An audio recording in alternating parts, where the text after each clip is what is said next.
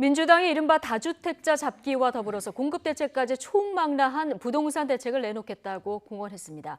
이르면 이번 주 당정이 대책을 발표할 것으로 보이는데요.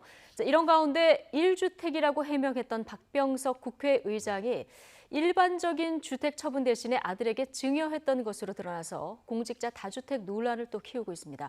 국회 취재기자 연결하겠습니다. 송재인 기자. 네, 국회입니다. 예. 애초 당청이 내일 정책을 발표할 것으로 전망됐는데요. 구체적인 일정이 나왔습니까? 네, 이르면 내일 발표를 기대해 볼 수 있습니다. 민주당 정책위 핵심 관계자들은 YTN과의 통화에서 발표 시점과 방식이 정확히 정해지지 않았다면서도 내일 발표할 가능성도 배제할 수 없다고 밝혔습니다. 7월 임시국회에서 후속 입법을 처리하려면 시간이 많이 남지 않은 만큼 속도를 내는 겁니다. 이번 대책의 핵심은 투기성 다주택자 잡기입니다. 취득세와 종합부동산세, 양도소득세 중과 방안이 거론되고 있습니다.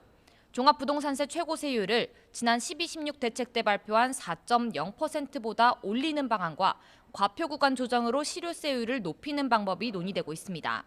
다만 양도소득세의 경우에는 다주택자가 집을 팔 수 있도록 탈출구를 열어줘야 한다는 지적이 제기되고 섣불리 정책을 내놨다가 시장 반응이 안 좋을 경우 정책 실패 후폭풍이 클 수 있는 만큼 구체적인 세율 등은 고심하는 모습입니다.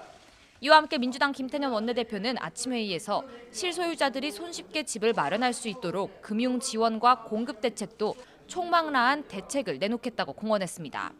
부동산 전국 속 통합당은 즉각 반발했는데요. 정부 여당이 다주택자에 대한 종부세 중과와 양도세 강화를 검토하는 것을 두고 주호영 원내대표는 종부세와 거래세를 동시에 올리는 건 앞뒤가 맞지 않는다고 일축했습니다. 그러면서 문재인 대통령이 빠른 시일 내에 김현미 국토교통부 장관을 해임하고 전문가의 의견을 들어야 한다며 해임 건의안 카드를 거듭 강조했습니다. 네, 지금 국회의원 등 공직자들의 다주택 보유 논란도 거센데요. 1주택자라고 해명했던 박병석 국회의장 다시 논란이 됐죠? 네, 그렇습니다. 앞서 박병석 국회의장은 자신을 2주택자로 지목한 경제정의 실천시민연합의 주장이 사실이 아니라고 반박했습니다. 서울 강남과 대전집 가운데 대전집은 월세라며 1주택자라고 해명한 건데요. 또 남겨둔 강남집으로 23억 원의 차익을 봤다는 지적에 대해서도 재개발에 따른 관리 처분 기간이어서 3년 동안 매매가 불가능하다고 설명했습니다. 요약하면 다주택 처분은 마쳤고 똘똘한 한 채만 일부러 남긴 것도 아니라고 한 겁니다.